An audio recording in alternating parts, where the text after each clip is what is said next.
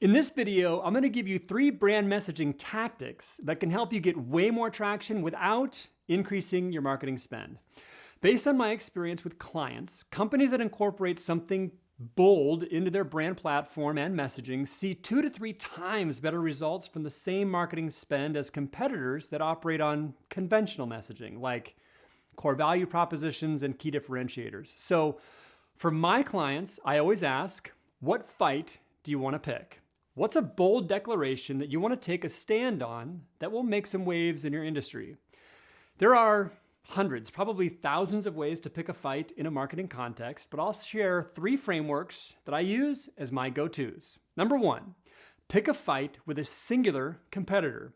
We've seen this tactic used in Coke versus Pepsi, McDonald's and Burger King, Ford and GM, and Starbucks versus Dunkin', to name a few of thousands. The idea here is that by framing the conversation around a singular competitor, you're basically saying that there's really no other competitor worth considering outside you and your singular rival.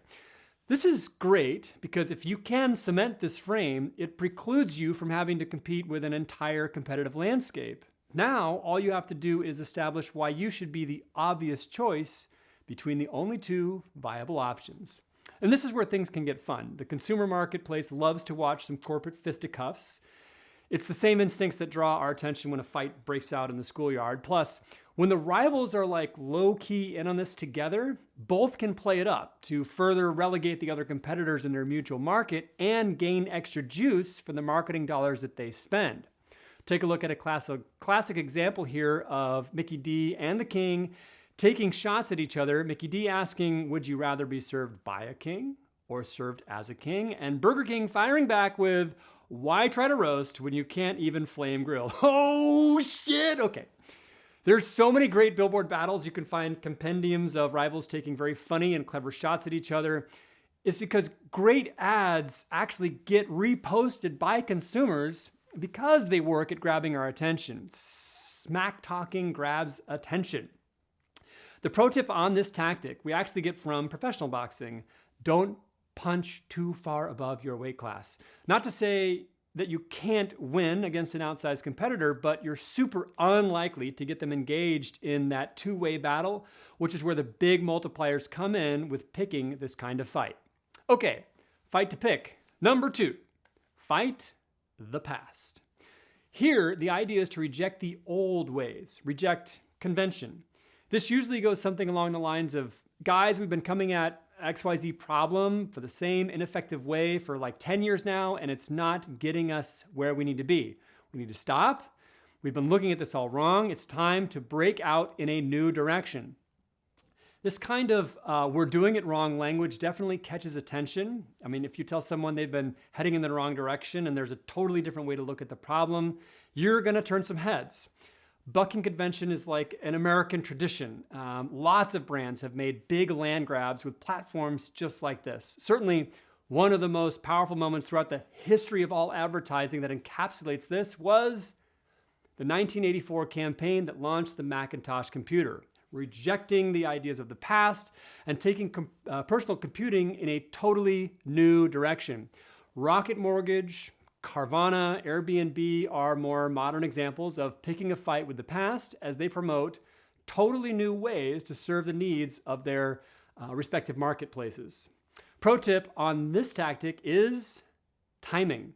The best opponents to pick for a fight like this are ideas that have fully matured through the innovation adoption curve. It has to feel like convention before it can be effectively challenged in this way. Bonus pro tip, make sure you have some fresh direction to offer if you're going to cut down the established paradigm. Otherwise, you're just being a pain in the ass. Okay, fight to pick. Number 3, fight the future. At first blush, this might sound like an odd position to take.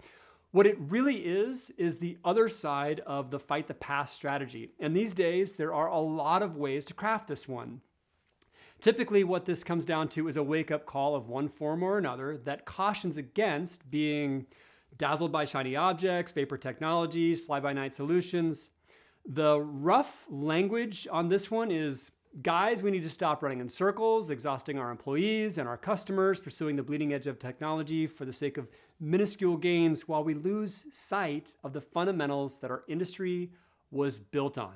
The past was rad and we've sold it for some lousy beans. In any industry, it's easy to find examples of cutting-edge technologies causing more harm than good, especially in the earliest stages of adoption.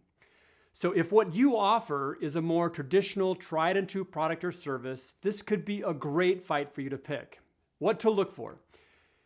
Is your industry consolidating too much, creating dangerous singular points of failure?